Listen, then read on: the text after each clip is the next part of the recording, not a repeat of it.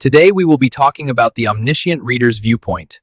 Kim Dokja is an ordinary office worker whose only hobby is reading an obscure web novel called 3 Ways to Survive the Apocalypse. He is the only person who stayed with the story for over 10 years, through all 3,149 chapters. As he finishes the final chapter on his subway commute, the world suddenly stops. A Dokkaebi appears. It then announces the start of the scenarios. In an instant, Seoul is turned into a bloodbath where people must kill to survive. Dokja realizes two things. First, the world has turned into the novel he just finished. Second, he is the only person who knows how this world ends. He is the omniscient reader. Every great story needs a hero, and in the novel Dokja read, that hero is Yoo Jung-hyuk.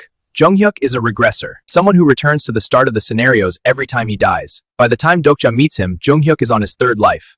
He is cold, ruthless, and exhausted. This creates the most fascinating dynamic in modern fiction. Yoo Jung-hyuk is the protagonist, who moves the plot forward with sheer power and tragedy. Kim Dokja is the reader who cheats the system using his knowledge of the future. Dokja doesn't want to just survive. He wants to reach the ending that the original author never wrote, but to do that, he has to keep the suicidal, trauma-ridden Jung-hyuk alive, even if it means Dokja has to sacrifice himself over and over again. As the story progresses, the question arises, why did the novel become reality? Who is the author? Spoiler alert! If you don't want to know the ending, then back out now, as 90 seconds are almost over. We eventually learn that the star stream is powered by stories, also called fables. The most powerful are those with the thickest stories. We discover that the world exists because a dreamer is imagining it.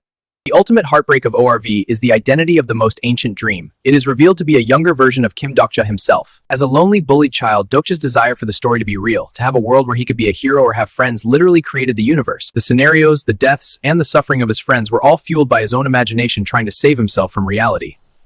The finale of ORV is famous for being one of the most emotional endings in the genre.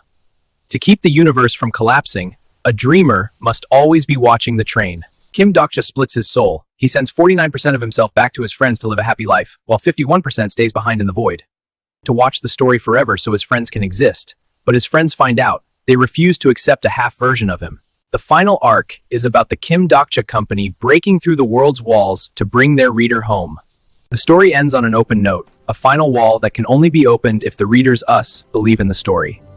So that's all for today. If you want to know more such stories in under 90 seconds and full story in 150 seconds, subscribe!